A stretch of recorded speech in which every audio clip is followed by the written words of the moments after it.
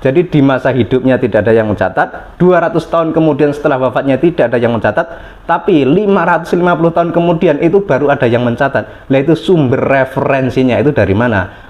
Kita bacakan tulisan terbaru dari Kiai Haji Imaduddin Utsman Al-Bantani tentang nasab Ba'alawi, yakni menguji kelayakan syuhrah wal istifadah pada nasab Ba'alawi. Jika memang Ubaidillah yang hidup di abad keempat Hijriah adalah putra dari Ahmad bin Isa yang menurut Ba'alawi nasabnya terang benderang tersambung ke Nabi Shallallahu Alaihi Wasallam seterang matahari, konon katanya hanya orang buta dan orang yang matanya berpenyakit saja yang tidak bisa melihat matahari. Maka ketika ulama besar selevel Imam Fakhrur Razi yang hidup di abad ke-6 tidak mencatat Ubaidillah sebagai anak Ahmad bin Isa, maka apakah Imam Fakhrur Razi dikatakan buta?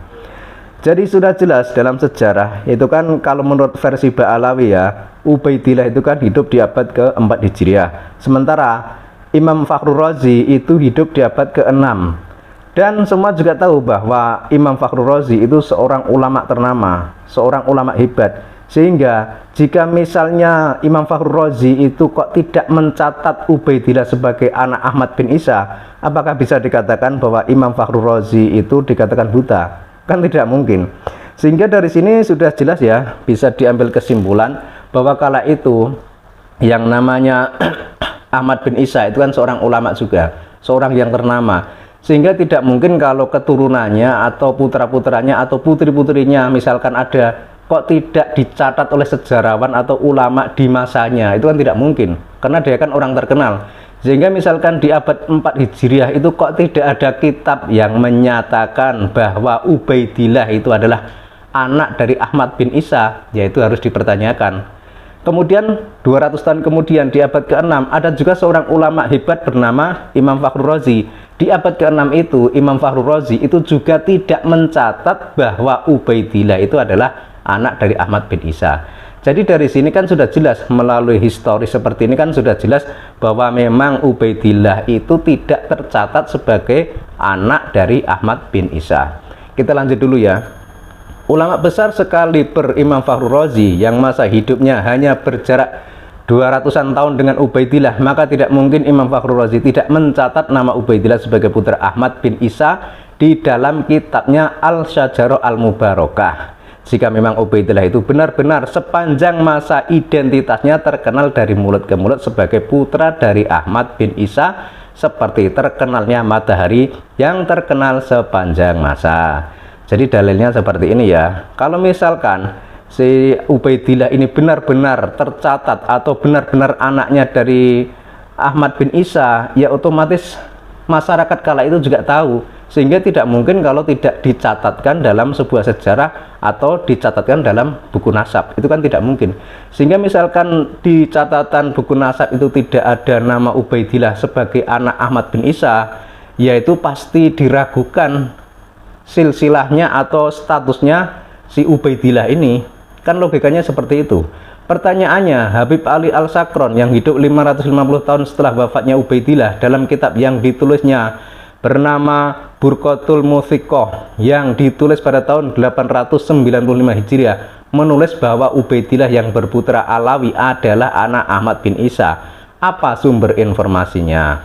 Selanjutnya, 550 tahun kemudian ada seorang ulama dari kalangan habaib yang menuliskan bahwa Ubaidillah itu adalah anak dari Ahmad bin Isa. Ini kan tidak masuk logika ya. Jadi Ahmad bin Isa kan hidupnya di abad keempat.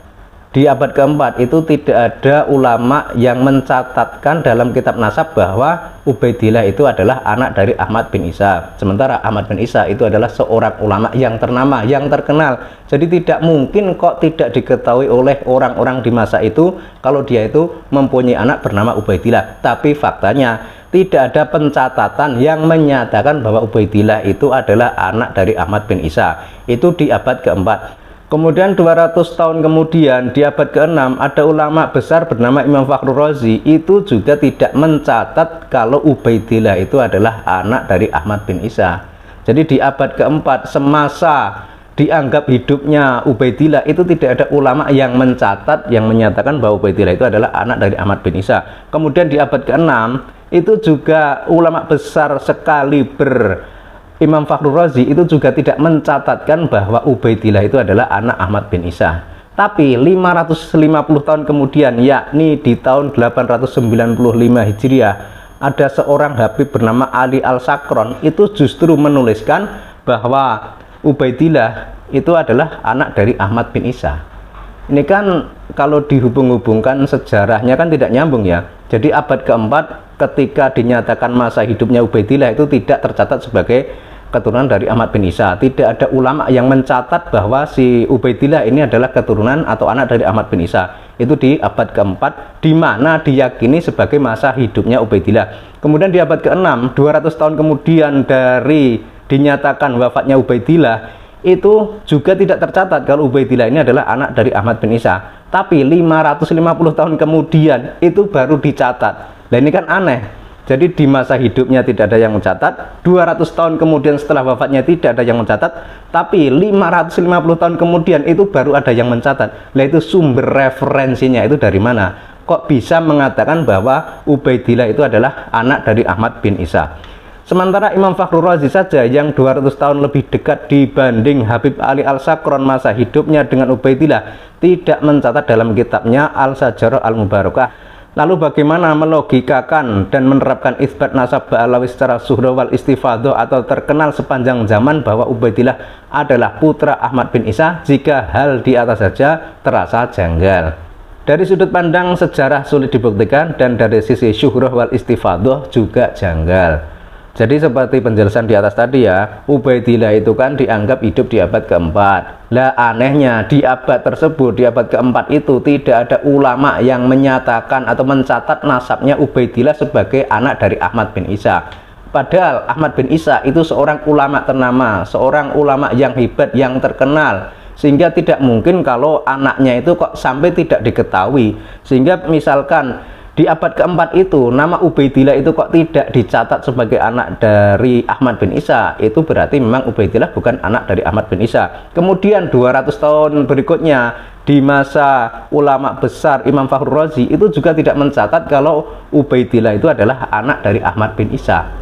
Tapi 550 tahun kemudian ada seorang Habib bernama Ali Sakron itu justru menuliskan bahwa Ubaidillah itu adalah anak dari Ahmad bin Isa. Lah itu sumber referensinya itu dari mana? Wong di abad masa hidupnya Ubaidillah saja tidak ada, 200 tahun kemudian setelah Ubaidillah wafat itu juga tidak ada pencatatan seperti itu. Tapi kenapa 550 tahun kemudian baru ada pencatatan yang menyatakan bahwa Ubaidillah itu adalah anak dari Ahmad bin Isa?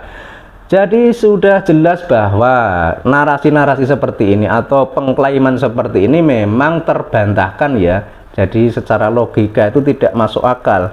Dan menurut Kiai Imaduddin Utsman Al-Bantani dari sudut pandang sejarah itu sulit dibuktikan, dan dari sisi suhrah wal istifadho itu juga janggal. Jadi makin kesini makin terkuak saja bahwa memang ternyata kajian ilmiah dari Kiai Imaduddin Utsman Al-Bantani itu memang benar adanya, bahwa memang nasab Ba'alawi itu terputus atau tidak tersambung kepada Kanjeng Nabi. Dan hingga saat ini pihak Ba'alawi itu juga tidak bisa membantah kajian ilmiah tersebut.